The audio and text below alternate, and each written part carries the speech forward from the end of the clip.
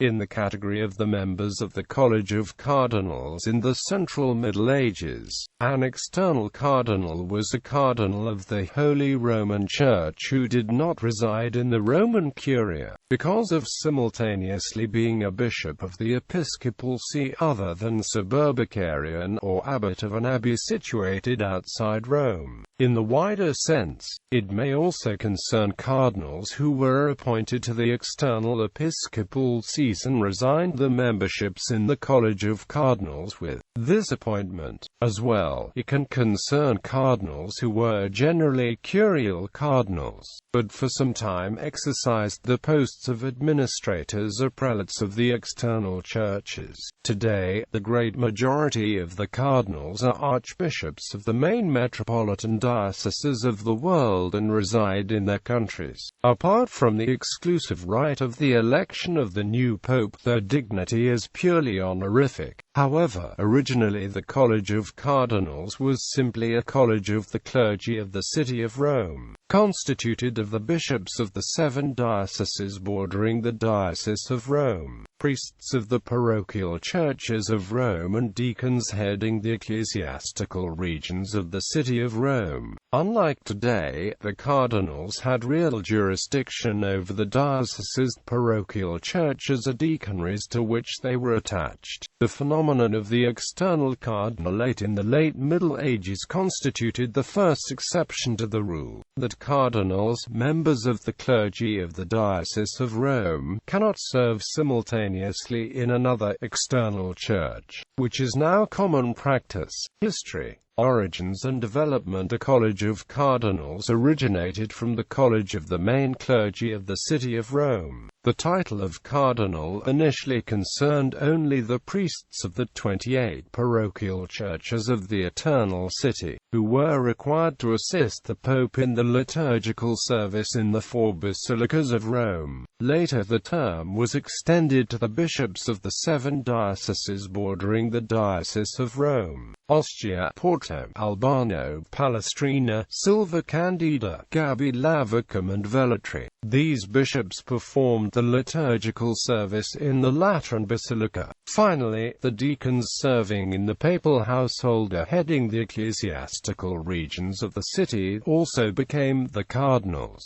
The cardinals of the Holy Roman Church up to the 11th century had strictly liturgical duties and generally took no part in the government of the Church. Cardinal bishops were equal to the other bishops, even if celebrating the rite of consecration of the new pope gave them considerable prestige, while the dignity of the cardinal priest or deacon was considered lower than that of a bishop. The liturgical service in the 5 patriarchal basilicas of Rome, as well as day pastoral duties in constant presence of the cardinals at Rome. This situation started to gradually change with the ascension of Pope Leo IX and the beginning of the Reformed papacy. This pope, in order to reform the corrupted Roman clergy, appointed several new cardinals from the monastic centers outside Rome, such as Monte Cassino, Romagmont and Cluny. These new cardinals became his close advisors. Leo's successors continued this trend, and Nicholas II in 1059 gave the cardinals the exclusive right to elect a new pope. At the end of the 11th century, the Boca formed a single college of cardinals, which became the main body of the papal government. They served as experts and judges in the legal causes, countersigned the solemn papal privileges, acted as governors of the cities or provinces of the papal states, or were sent by the popes on important diplomatic missions. The cardinals became the most important members of the Roman Curia, and as such were still required to reside in the papal court, unless they were dispatched for a legatine mission in the name of the pope. Almost simultaneously to the development of the College of Cardinals as a body of papal advisors, the popes started had to elevate to the cardinalate some external abbots. After such appointments, they continued to reside in their abbeys and did not become members of the papal curia. On the other hand, the elections of the cardinals to the posts of abbots of external monasteries were also ratified by the popes. The main goal of such appointments was probably to strengthen the ties between some important monastic centers with the Roman Church. The first known instances of such appointments concerned the Abbey of Monte Cassino, one of the main centers supporting reform of the Church. In 1057, Cardinal Deacon Frederick de Lorraine was elected Abbot of Monte Cassino. Pope Victor II confirmed his election and simultaneously named him Cardinal Priest of S. Crisogano. His successor as Abbot of Monte Cassino, Desiderio, was also quickly promoted to the cardinalate, but continued to act also as abbot. From 1057 until 1259/62, at least 8 abbots of Monte Cassino were simultaneously members of the College of Cardinals. Also, some other Italian and French abbeys were for some time ruled by the cardinal abbots. During the investiture controversy, both the legitimate popes as well as anti-Pope Clement III developed another, not entirely new, practice. They appointed the cardinals to the important episcopal sees in Italy in order to assure the government by their own trusted collaborators. Anti-Pope Clement III named Cardinals Hugo Candidus and Roberto of S. Marco bishops of Fermo and Faenza respectively. Popes Victor III and Urban II appointed the cardinals to the episcopal sees of Brescia and Reggio Emilia. The practice was continued by successive popes, who named the cardinals particularly to the recently re-established Latin archiepiscopal sees in southern Italy. Also, 3 successive archbishops of Pisa, Uberto Rossi Lanfranchi, Balduino and Villano Catani, were initially the cardinals. Up to the pontificate of Pope Alexander III, all the cardinals who were appointed to the external episcopal sees resigned their membership in the College of Cardinals after receiving episcopal consecration, which clearly shows that the episcopate was considered a higher dignity than that of cardinal priest or deacon. On the other hand, the bishops were never appointed cardinals. Certainly, the episcopate and cardinalate were considered incompatible dignities. However, during Alexander's pontificate a change is apparent, although there were still the cases of the cardinals leaving the College of Cardinals after assuming episcopal office.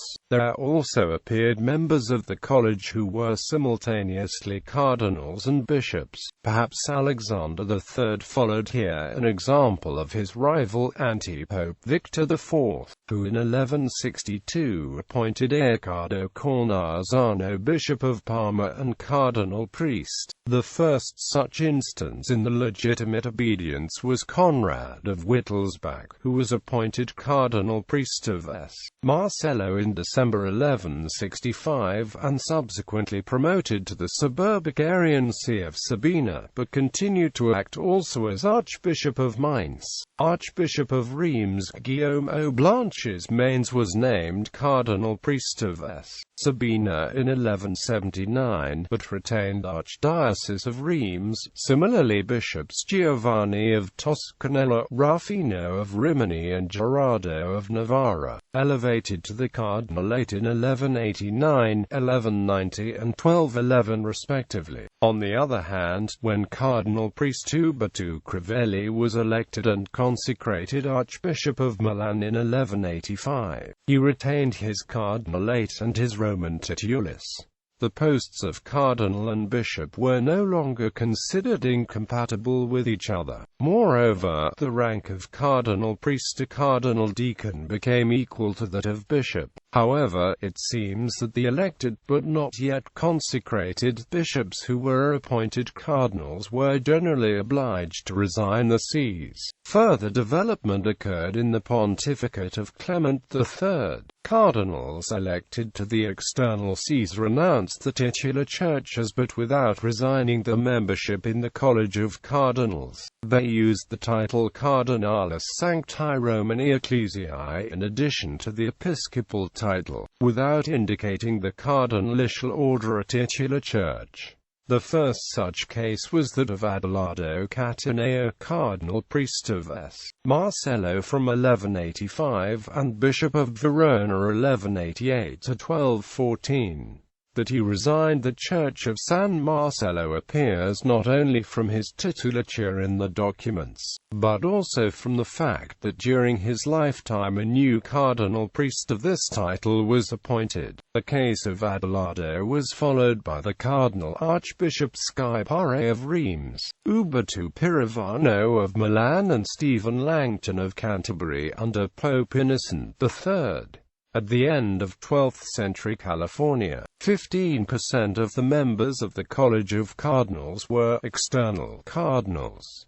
End of the medieval external cardinalate. Despite the cases mentioned above, the pontificate of Innocent III marks also the beginning of the end of the external cardinalate. Stephen Langton was the last cardinal allowed by the Pope to become a diocesan bishop of the external see. For that time the popes constantly rejected all such postulations made by the cathedral chapters, indicating that the presence of the cardinals in the papal curia is indispensable. On the other hand, bishops appointed to the College of Cardinals were obliged to resign the sees. It is still possible to find a few cases of the cardinals who exercised the posts of administrators of the episcopal sees, but only for a short time, often as part of their legatine duties. The last instance of external cardinal sensu stricto was Abbot Riccardo of Monte Cassino. Generally already in the pontificate of Gregory IX, the College of Cardinals became an exclusively curial body, without any external element, and remained such until the Great Western Schism. However, during this time the rank of cardinal became also the highest in the Catholic Church, inferior only to the Pope. The phenomenon of the external cardinalate was revived during the Great Western Schism, but in another form and for other reasons. Popes from the rival obediences gave the cardinalitial dignities to the churchmen serving European monarchs without calling them to the Roman Curia, in order to assure the support of the monarchs. These cardinals continued to reside in their countries. Additionally, the curial cardinals in 13th century started to accumulate a great number of the benefices for the time of the schism, including also the episcopal sees. After the Council of Trent, the cardinals occupying external bishoprics were generally obliged to reside in them. Today, the majority of the cardinals are simultaneously diocesan archbishops or bishops, and they have no real jurisdiction over the titular churches at Rome. Titulature and engagement in the papal government. There was no consistency to the titulature used by the external cardinals in the official documents issued by the popes. Secular rulers are by themselves. Cardinal abbots subscribed were called sometimes only as cardinals, sometimes only as abbots, and sometimes using both titles. Abbot Maynardo of Pomposa subscribed papal bulls only as cardinal. Bishop of Silva Candida, Desiderius of Monte Cassino subscribed papal bulls as abbot and cardinal or only as cardinal, while the papal privileges for the Abbey Monte Cassino call him either cardinal and abbot or only abbot. Abbot Richard of St. Victor used the forms cardinal and abbot or only abbot. Leonardo of S. Clemente and Casoria in the private documents subscribed as cardinal and abbot, but the papal privileges issued for him call him only abbot without indicating his cardinalate. Cardinals who simultaneously were also bishops usually appear in the documents with both titles, cardinalitial and episcopal. The only exceptions are Archbishop Uberto Crivelli of Milan, who subscribed papal bulls only as cardinal, and Ruggiero of Benevento, who generally was styled only as archbishop, while his cardinalate was mentioned very infrequently. Even more differentiated was the engagement of the external cardinals in the church government and the papal policy. Even if limited evidence does not fully highlight this question, certainly some of them spent some time working in the papal curia, which is attested by the subscriptions on the papal bulls. Among the signatories of the papal privileges appear abbots Desiderius of Monte Cassino, Maynardo of Pomposa, Giovanni of Subiaco, Richard of St. Victor, Odorisio de Marci of Monte Cassino, Bernardo degli Uberti of Vallombrosa, Amico of S. Vincenzo, Adonulf of Fafa, Benedetto of Tormaggiore, and Giovanni of S. Sofia, as well as the bishops Hugo Candidus, Conrad von Wittelsbach, Guillaume of Reims, Uberto Crivelli of Milan, Giovanni of Toscanella, and Ruffino of Rimini. The last three seem to have been de facto curial cardinals, having spent at the papal court most of the time. On the other hand, cardinals like Pietro of S. Benedetto in Salerno, Reynaldo of Monte Cassino, Simone of Subiaco, Leonardo of S. Clemente and Casoria, Ruggiero of Benevento, Roffredo of Monte Cassino, and Riccardo of Monte Cassino seem to have never participated in the curial business. Also cardinals Adelardo Cataneo of Verona, Guy Paré of Reims, Uberto Pirovano of Milan, and Stephen Langton of Canterbury after their episcopal appointments are no longer attested in the papal curia. Several external cardinals acted as papal legates. Vicars are often in the region of their episcopal seat or abbey. Among them were Peter Ignace of S. Salvatore, legate in Germany and France; Maynardo of Pomposa, legate before Emperor Henry IV and in Milan; Richard of St. Victor, legate in Spain for many years; Conrad von Wittelsbach, legate in Germany from 1177; Guillaume of Reims, legate in France from 1179; Ruffino of Rimini, legate in Imola; Gerardo de Cesio, legate in Lombardy. Besides, some external cardinals participated in the papal elections: Desiderius of Monte Cassino and Richard of St. Victor in 1086, Odorisio de Marci in 1088, Enrico of Mizzara and Amico of S. Vincenzo in 1118, Simone Borelli in 1159, Uberto Crivelli in 1185, probably also Conrad von Wittelsbach in 1185, Giovanni of Toscanella in 1191 and 1198, and Ruffino of Rimini in 1191.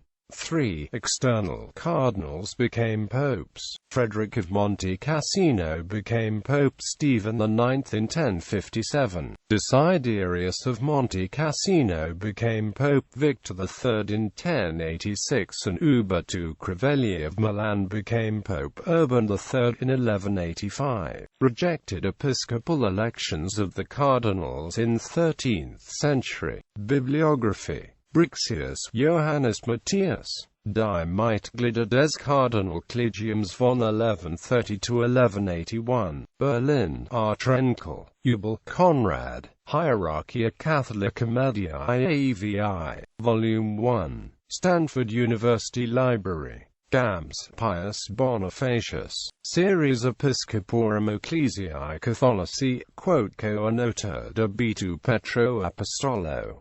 Wielko Polska Bibliotheka Cyfrowa, Ganzer, Klaus, Die Entwicklung des Oswärtigen Kardinalats im Hohen Mittelalter.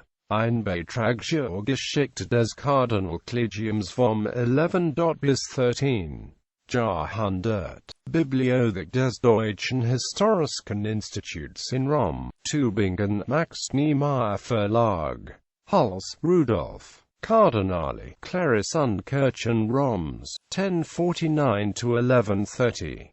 Bibliothek des Deutschen Historischen Instituts in Rom, Tübingen, Max Niemeyer Verlag. ISBN 9783484800717. Kartasch, Elfriede, Das Kardinalkollegium in der Zeit von 1181 to 1227. Ein Beitrag zur Geschichte des Kardinalats im Mittelalter. Wien. Care Paul Fridolin. Reges de Pontificum Romanorum, Italia Pontificia, Volume 1x. Sold books in the public domain. Klevitz, Hans Walter, Reformpapstum und Kardinalkolleg, Die Entstehung des Kardinalkollegiums, Studien über die Wiederherstellung der römischen Kirche in Süditalien durch das Reformpapstum. Das Ende des Reformpapstums, Darmstadt, Hermann Gentner Verlag. Loud, Graham, The Latin Church in Norman Italy. Cambridge University Press. ISBN 0-521-255511. Malaschik, Werner, Papst und Kardinalkolleg von 1191 bis 1216. Vienna, Verlag der Österreichischen Akademie der Wissenschaften. ISBN 3-7001-06602.